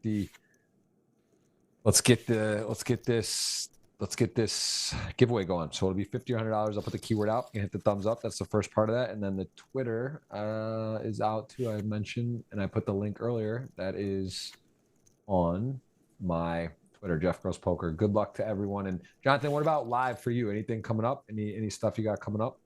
Jeju, I'm excited. I'm pumped for that. You're gonna be there, right? I mean, so I'm not gonna be the whole time. I may come for 1 week, but it's a Okay. very difficult one with 2 little kids, and it's like 3 weeks. So I would Yep. do like some interviews again, but I'm not gonna be doing Nice. commentary in this one. And then the other three I plan to be. So at Jeju, I Okay. was in South Korea in September. I went there for a couple weeks. I hit another part. They had the APT there. It was very cool. Got to see Seoul as well and go to the GG offices. It was amazing. But Oh, I yeah, saw you interviewing Soiza. That looked great. yes, yeah, You and Michael at had a nice interview. yeah, yep. He's great. Done a He's great job great. with APT and Victor and those guys. And they're, it's amazing how many tours are now. There's the APT, EPT, there's the WPT, WSOP, there's circuit events, there's other tours, MPT or MSPT. Like there is a lot of poker going on and very healthy. You know what's really cool too is you got poker people running poker tours. You've got Michael, like, Soiza is just a passionate poker player. I haven't met Victor, but heard great things. And then you've got, Paul and Richard with Triton. It's just like people who really care about the game and love to play the game running things is just awesome. It's great for everyone. They're people who care about their standing in this community. So, you can really trust what's going on, that it matters. It's not something they're going to walk away from. Yeah, I agree. It makes a big difference, right? Just and that's changed because some of these old tours and different tours and things. I think there was a lot of confusion or just sort of like different trains of thought. It's nice when it's sort of people that are willing to take feedback and listen, and then also already have such a good firm understanding baseline of what's going on anyway. Mhm. So that just all kind of aligns with great situations for the players, and very cool. And again, poker seems to be in a great place overall. I would say very healthy, new people coming in, and listen, GTO and talk and explaining and people getting better is fine, but there's a lot of new people coming in, and even then, right, like it's just there's a lot of exploits at some level. It's cool if even if everyone plays great, like how do you exploit this differently at a game? So there's Definitely. always opportunity. So we're seeing a lot of what I really enjoy watching is blind versus blind play at different antes. Here we have half a big blind as the ante, and like this is just something I'm not studied at. I don't play online, so 50% BB ante is just a different game. These are online. Wow, look at him just wow. That ace queen trap was thin and it The worked. computer Damian hand is sick of it. Maybe he saw the ace king five.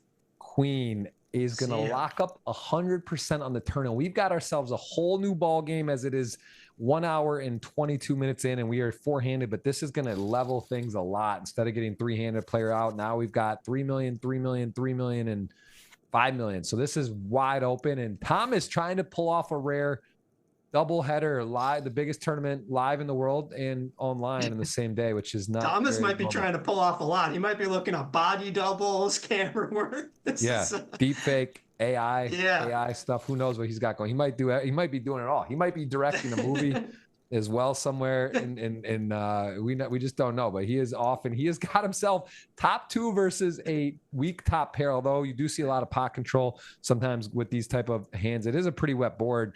Pedro could go the other way, start trying to bet, because he sees the complexity of the board. Not a huge bet, 80K, and Thomas likely on the king nine going to be check raising on this wet of a board. That seems to make a ton of sense. And let's see what he goes with, 280 or just call. Okay, a little high tech. I'm picturing, those crazy YouTube videos the vloggers do where it's like a really clickbaity title. It's like, how did I win a 50K live tournament in a country that doesn't allow online poker? Well, I won a 10K. Damian just needling so hard. Yeah, I couldn't even read what he just said, but it sounded. It was something about Paris. Paris feels good or something like that. Yeah. Well, Oh, here we go. man. Pedro is stepped into it now, though.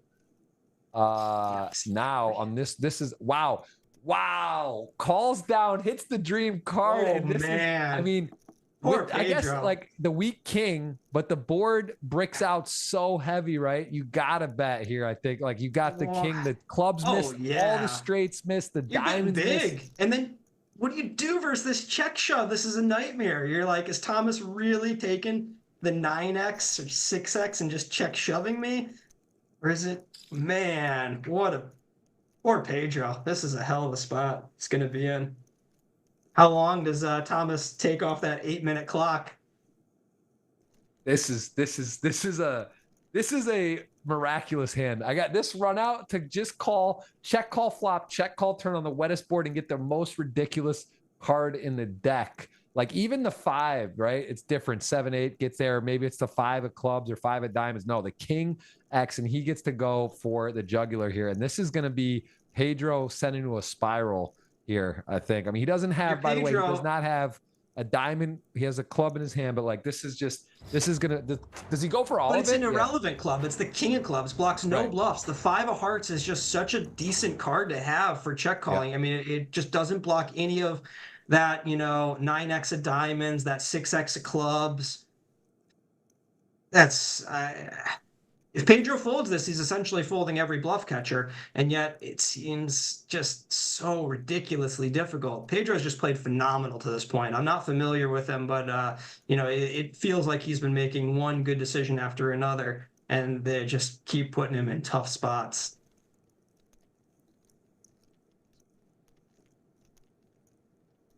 Poor guy. Wow, what a fold. What an Pedro, excellent fold. Where are you selling, brother? I want a piece of the action. This guy is dialed in, and that was a I mean, Thomas is in second, healthy second right now. I mean, this is really, this is definitely winning versus whatever. Just what's the word? Escalates the storyline here. But Thomas is officially in the building. He has 2 titles. He's the only former GGMillion winner still in. We saw the player from Austria, P. Vitakunis, who has also won before in season 2023, is your other champion who has arrived today. Damian Salas, one of the more decorated poker players around, winning the main event in 2020, that COVID year, where it was hybrid online live, and has a lot of other success. Love to have Damian on. Love to have, again, we've had a lot of players and people reaching out to be on the show. Appreciate, you guys always like to have new guests on. Jonathan has now been a guest 2 times in about a month, I would say, maybe even about a month exactly. So we appreciate the time today again coming on, and I know you're resting up and getting fresh for Jeju. So you'll be you'll see some of these guys there, and you're definitely that's an exciting way to start the year, right? Big swing. That's a big series, big buy-ins. That'll be fun. Yeah, be enjoyable. And then I think I don't know that they've announced the next trade, but it should just be like 2 months later, which will be exciting. I'll try to make it to that one too. Yeah, that's the one I got my eye on. And then there's a few like very, very possible stops. I think a couple are guaranteed, but I don't think anything officially announced. But again, always some cool locations, cool parts of the world. And I like that actually when they mix it up. It's nice when it's not just, like I said, like one of the things I love about poker is traveling I've been playing 20 years, but so many Bahamas stops, so many Barcelona, so many, the WSOP is amazing. It's in Vegas. It makes sense. But it's like, there's so much like in value. Thomas getting him. That was impressive. That's a nice value bet there. That's not easy to execute. Yeah, basically tied for first now, Thomas and Damian. And Damian, who had some choice words for Thomas today, is getting into it here. They're tangling. But I was just saying, again, it's great to go to these spots, but and again, a lot of new players now, so maybe some first times. But it's like to go to the Bahamas for the 14th time versus going to Montenegro or Jeju or somewhere that's like new and fresh and different. There's definitely something to be said about a new venue and getting to see a new part of the world, which is pretty special. Yep. Yeah, we got a battle now. I mean, I feel like Thomas is the favorite at this point. He seems to have all the moves. This is a guy who's coming off of 50K, not to beat a dead horse, but playing against some elite players. Not to say he's not an elite player himself. I just didn't know him previous to this. Wow, pretty light peel there from Damian. You can see, they're playing a 1.2 to 1 SPR. You really want to be playing 5s, granted, in position in this situation. Even a good flop, say 8-4-2 rain. How do you feel facing B33? You're just lost. This, of course, being an easy fold for him, but Damian's just got a lot of chips mechanics that he's putting in play here at this final table. But look, I haven't won the main event. Maybe he just wants to win titles, and the ladders are not terribly important to him. And then there's also something to be said for everything's been working up until a point, until that Queen 7-0. That was the first real hiccup. All right. Well, we're gonna cue the giveaway, even though we're forehanded. It's pretty deep, but I got my man Dennis Sanchez in the chat. What's going on? We got $50 giveaway. I'm sorry, 50 or 100, depending if it's Jonathan's player or mine winning. And it is fairly. Actually, you have a pretty big advantage right now with like 9 million to about 4, but that will be the keyword GG Poker space Jonathan space insert your GG Poker username. So that is what is there for the taking. Then, of course, the retweet that is also available for 50. So 2 giveaways for you guys today. Kings and Ace King. Hello. We will see chips fly here. And Damian, who has been active and gets another very strong hand. This time, Pedro has him pipped. But as we know, Ace King to Kings, it's not a guarantee. And there's the first part of the puzzle upstairs. Pedro, does he have some flats? Maybe. I don't know. Four-handed, big size, could cooler people here. Probably Click it, click it. Putting it upstairs here. Let's go 900. I mean, we know Damian. Yeah, there's the 900. We know Damian's going to suck out here, but, you know, at least Pedro, he did everything right. Sometimes you said Damian's day. It feels that way, but again, the math is the math. And in this particular moment, Kings has a hammer lock on it. Damian also on 30-second shot clock. Chips are getting in there. Little click wars, though. It's fun to see a little click old school. 2006, the bad cards AA. Raj, you know, the 5-bet, 6-bet. yeah, Raj lives around here. Ace deuce, ace threes, king jack offs, just clicking it up. But now cards on their back. Put it in the window. Ace king, big moment, big pot. The flop's the hard one to fade. Does that? Can he get to the turn? No more equity has been pushed through. And now the river, the big moment, the one that's scary, it fades. Pedro's played himself quite a final table, and now he finds himself in the chip lead position right there with Thomas, and Damian is your short stack, but effectively tied with space, sort of in that second. 2 batches going 4 mil, almost 4.5, 4.8 mil, and 2 million roughly. It is wide open still. Pedro, your driver at the moment. Yeah, and Thomas, no doubt, just snap limps the ace-8 suited, saying, look, Pedro, we're ahead. We're playing soft poker. I'm playing, you know, out of position against you, similar stacks. Let's play small pots. There's not a lot of incentive to be building these up. You know, even with the 50% ante, playing a pretty limpy strategy, it seems like we're going to see passive play there. Wow, boat. Yeah, calling the ace-8 suited here seems mandatory. It's also a little dicey because if you do hit the 5, you know, there's some gut shots being bet and just sort of, you know, you're not sure where you're at. But again, ace high, just best hand there a lot. Backdoor clubs as well. Does call big bet now. 4 deuce gonna, I imagine, shake Thomas. Although again, when you go huge like this, it's like you don't put someone on a boat. You can start kind of triggering some curiosity, trust issue situations, and he does get his hand for that. Knows no his man. That looked no 5, and now on the river on the brick out. Pretty interesting. Thomas also, if he calls turn in this river, he could be curious here too. These spots, I mean, that felt really greedy from Pedro on the turn, given that he, you know, he's got Thomas drawing dead with so many hands. Generally, the boat doesn't, you know, size up that large. But now if you're Thomas, you're finding, wow, size up again, real big sizes.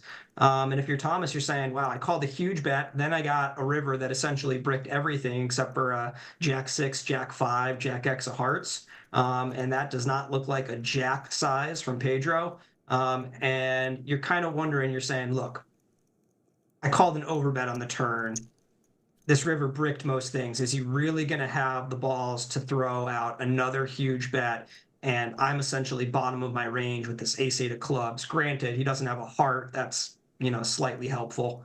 But this would be a hell of a call if he were to call with ace high. I feel like that turn call was already pretty out there. I mean, yeah, think long, think wrong. He is in the tank. He is in the tank, and again, curious. He's got 4 mil, healthy stack. How much does he have invested in this pot? Oh, he does, and my man Pedro is absolutely working right now, cooking. What a savage. Max. This guy is lock the doors. This is an impressive match going right now, as Thomas is gonna call and not get shown good news. Pedro 6.5. He is cruising.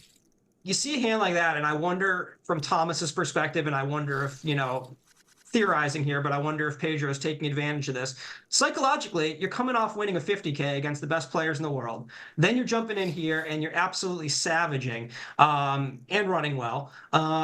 And do you feel like you can do no wrong if you're Thomas? And do you feel ready to just kind of posterize somebody? And it feels to me, like from a meta perspective, that's what Pedro was banking on, saying, look, this guy's ready to just hero the shit out of me. And he just went so hard and, pretty off chart on the turn, taking his boat and slamming that much money in, and then still going so huge again. And Thomas calling probably with a hand that folds the turn and a hand that almost certainly folds the river every time.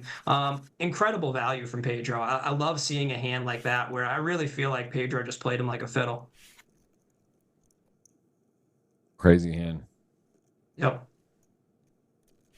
And I mean, that's the humbling thing is, if you're in Thomas's shoes, no matter how experienced you are and how logical you are, when you're running well and things are going well, oh, never mind, take everything back.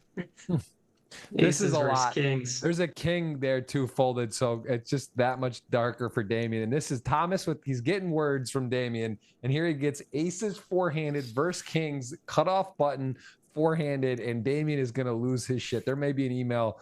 Damian may follow through and check in on a few things here because he is going to be steamed up. I mean, unless he can, again, hit a straight, hit a flush, he needs diamonds, clubs are blocked, needs a straight diamond or the one king remaining, or else Damian is going to be your fourth place finisher. And again, Damian played well. He did a good job, but then all of a sudden, again, big chip lead to get fourth would be pretty disappointing when you're first of 8 and you're cruising. He had a huge lead for a stretch.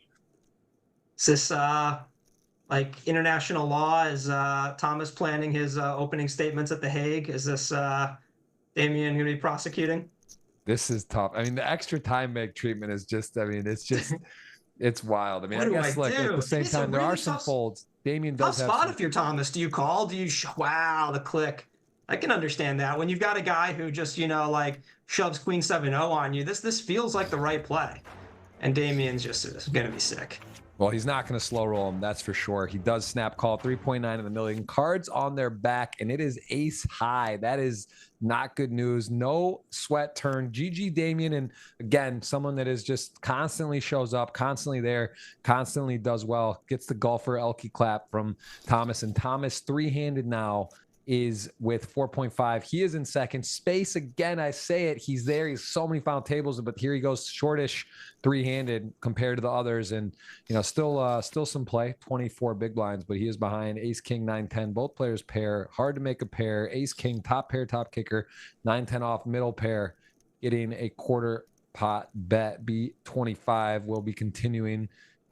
Certainly playing, and again, that is a tough final table down the stretch there for Damian. Didn't quite get it. Got kind of cooler, right? Ace king to kings and kings to aces. I mean, that's the way to do it. That's how you'll get sent out of a lot of tournaments if that's the case. Yeah, there was this just incredible run for 50 hands where it just could do no wrong and everything worked, and then that Queen 7-0. Pretty gutsy move, went wrong for him, and then everything just kind of spiraled, mostly out of his control. Has a spade, has a 10, has a 9 only with the thing. Does he think about bluffing? Does he get some king queens to fold? Ace king is a tall order. He is going to go big bet. And Pedro with ace king on this board, this is not a amazing spot by any means. No, I mean, this feels very foldable for Pedro. Ugly spot. Pedro, who's just made so many good decisions. I mean, this would be one where, he's made good choices constantly today, and this is not an easy spot. You can't really fault him if he folds. If he calls and is right, again, difficult spot. There's a lot of things going on in his mind, what he's considering. Can you remind me of the turn action? Of which one? This one? Of how many entries? The turn on this hand. I missed it.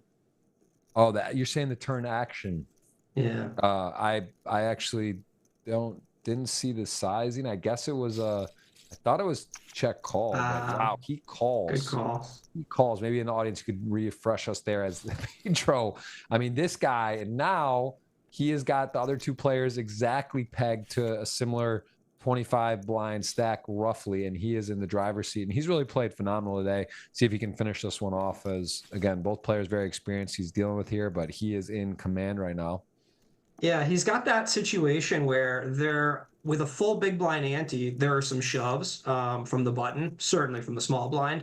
But I really don't know. I'm not so experienced with this smaller ante. You've only got 3 players anteing up. I'd be curious if there's any shoving from the button. 85 against, say, 25 and 23. Interesting spots.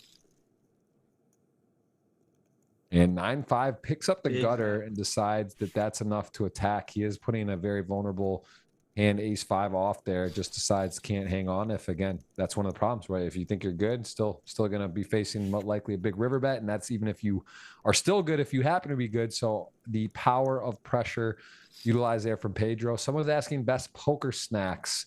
Tom Fazio asking, do you have, Jonathan? What about you? Been playing more live poker than these days? Do you have a go-to? You have any snacks you like to bring? Wow, Pedro for president. Any snacks? I found these things at Trader Joe's recently. I haven't brought them to the poker table, but I probably will. They're these peanut butter jelly sticks, so like those peanut butter sticks, and you dip them into a jelly. Might be a little nasty for the table though, but maybe wear a glove, use a napkin, dip. Well, it No, sounds good. I'm I'll not. tell you what's Yeah, not good is Pedro flopping top 2 and his opponent with the taxi peeling the top pair, and this could spell a heads-up match pretty quickly here. I mean, big size, 50-ish or what, I can't see the exact pot. It's a big bet, 567 bet into the pot, and Space, who does, I mean, hits gin, right? 264, king turn, gonna need to pair the deuce or a king or 10. Not the case, and that is a pretty clean run out. And Space, I mean, man, this is a guy you kind of got to root for. He's just here so often and may fall short again. Let's see, probably call pretty quickly too, I'd imagine. I guess think it through. He's got 8 minutes, but like, I mean, the 7 is kind of. I mean, it's not like a 9. A 9 you have to call off. A 7 you can rationalize. Look, well, yeah, makes the call. I would call there. I mean, you don't love having the 10 of clubs, but it's not that big a deal. Too many 5x, 3x in Pedro's super deep range. We get some heads up. Love it. yeah, that is 225 guaranteed, 289. So you can see what they're playing for. It's nice. It's healthy. What's that? 64K roughly. Big heads up match. No deal making at the GG Millions. There is deal making on GG, but not the Millions. So to clarify, there's no deal. Of course, they know each other. Want to do some off possibly, but again, we got 2 players that we'll assume they're playing for the Sherbert. Money on the table. Who is going to be the winner today? Thomas, you can see his profile there, and having himself 2 titles already. He has 1 on GG Million, both in the season, as Pedro with a nice lead, and Thomas did win the 50K today and an EPT. So again, trying to do some pretty rare things, and he is going to go ahead and get value out of that 3. Nice play. And this is by no means over. And I had Pedro and you had Thomas. So we still are, the audience is sweating 50 or 100. You guys are eligible to hit the thumbs up and then type in the keyword GGPoker space Jonathan space your GGPoker username. That will be a $50 or $100 giveaway. And then Twitter, Jeff Gross Poker, pin tweet, $50. Put it in, get active, get the free roll. Good luck to you. And I will pick and announce a winner here very shortly in this match. Could be over soon, or we could see a long drawn out match. Of course, if Thomas can double and get moving here, only what, a 4-1 lead.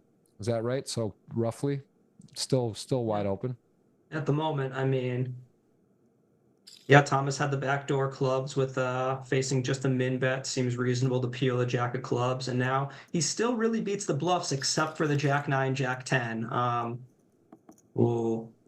Interesting spot. He did improve, but at the same time, Pedro's, really dwindling on the number of bluffs he has with his 9-10 getting there. I don't expect Pedro would bluff the ace-10 on the turn, but those jack-9s, jack-10s don't need to bluff. Tough spot for Thomas, and you can really see all 3 options. You can see the call, fold, or shove. You might think you need more than this to shove as a bluff. You might be right. Really, really tough spot. I think he's going to land on the. Wow, he calls. I thought he was going to fold. That's a quick bet from Pedro. It's really tough to find your bluffs that quickly.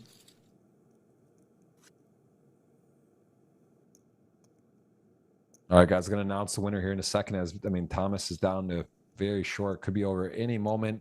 We'll announce that winner, give you a chance to hit the thumbs up still. And we are getting to it here. Pedro, who has really played a wild game, doesn't blow it up here with the ace-3 suited on the limp. Kind of interesting. Feel like it'd be a good hand to do that, but he is going to check back. Both players with flush draws, and this is, again, the backdoor runner flush would be very interesting. If that were the case, that would certainly do it. I mean, ace-3 suited, can't imagine any world where he folds, beats queen X, beats some other hands, has a nut flush draw, blocks ace queen. It was a limp, so misses ace high good. Thomas with his 7 high gets called on the turn. I mean, there are some queen X's. He does just check and surrender. So Pedro getting one step closer to the title to be his first, and he is from Luxembourg, and he is relatively new. Doesn't have any prior. Is he like, I'm trying to see if he's not played. He's played twice, 2 cashes in this season out of 16 appearances. So again, relatively new. Doesn't have a lot of, no prior seasons he's played. So I thought he's played extremely well today. He's earned a fan in me. I'm very, very impressed with Pedro, and it looks like he knows how to play heads up too. I mean, this is, I think we're looking at the complete package here. Are you surprised by the ace-3 suited not to rip on that 13 blind stack on a limp though? I mean, mildly. I think the vast majority of people would shove it, and he's shown such experience. It's a strange depth. You want to have a little bit of ace in your checking range, and ace-3 does this great job of, you know, staying out of some awful situations if you're getting trapped by like sixes plus and a larger ace, while still leaving a little bit of ace in your playability check range. You know, you want to do a lot of shoving with the offsuit ace there. Also, some big advantages there. If the ace does come on that kind of limp size stack, your opponent with some air is just going to maybe rip it off into you, which is a nice benefit too. Yeah, definitely. And getting a note here that Pedro is from Portugal but resides in Luxembourg. That's from a person in the chat, so I don't know if we can put that as a fact, but that is a suggestion. So interesting. Luxembourg, not a country I have much info on. Sounds fancy, sounds nice. Haven't been there. Look at him thinking about this. He's saying, you know what? I block essentially none of the bluffs, and king high is good if Thomas is, you know, bluffing, and I've got that, you know, gutter backing me up. I wouldn't dream of making this call, but makes an excellent call, and he's probably going to win the tournament because of it. Wow. Well, he did have open-ended, right? But I guess the 8. Oh, my bad. I thought it was a gutter. I read it wrong. Okay. Very reasonable. I thought that was a gutter. Is this where you click it in, or do you leave him the 18? Do you just click it in? It's a great question.